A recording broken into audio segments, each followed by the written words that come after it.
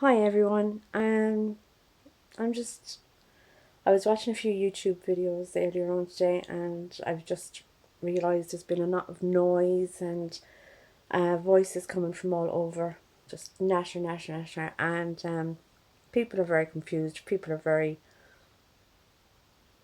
what's the word? Upset and confused, and I'm just coming on here to show you a small little exercise that you can do to just counteract all that noise. And it's literally just breathing. Close your eyes, take in the moment, and just in through the nose and out through the mouth.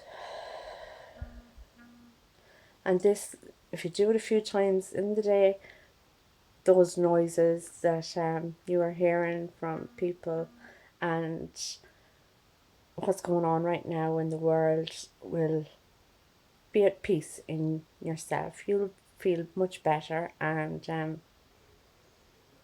don't worry about suitcases. Bye.